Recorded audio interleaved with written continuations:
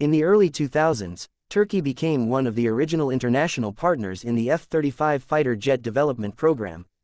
As a partner nation, Turkey invested substantial funds and also gained a role in the production process.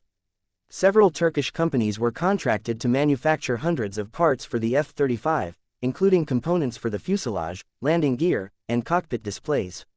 This partnership was built on mutual defense cooperation and long-term planning. Over time, Turkey committed to purchasing more than 100 F-35 jets and made an upfront payment totaling approximately $1.3 to $1.4 billion. This payment was part of the production and purchase agreement and was intended to secure the aircraft and maintain Turkey's place in the program's production chain. Things took a turn in 2017 when Turkey made a formal agreement to purchase a missile defense system from Russia known as the S-400. This system is highly advanced and is designed to track and destroy incoming aircraft and missiles.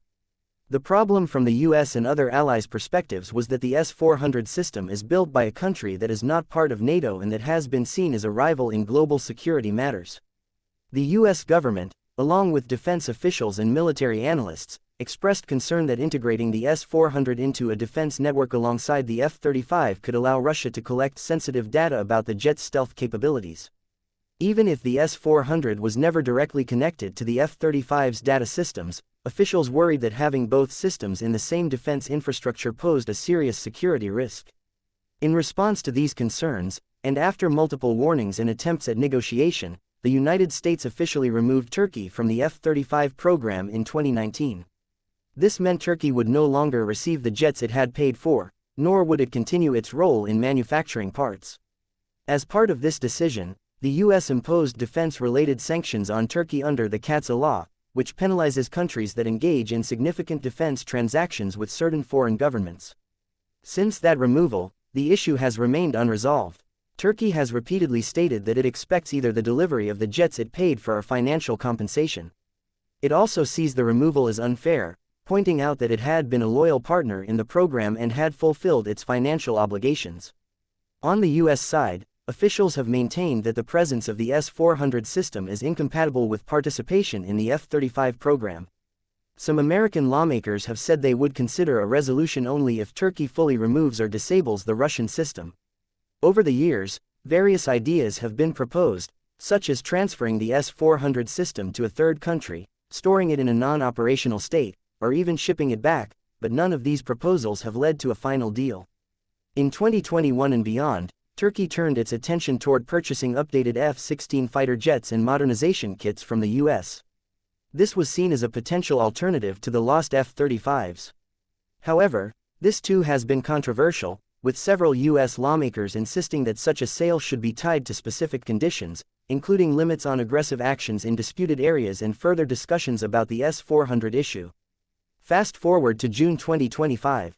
During a press event following a high-level international meeting, Turkish President Erdogan spoke to the media and revisited the F-35 matter. He stated that Turkey had made payments totaling around $1.3 to $1.4 billion, and he noted that former U.S.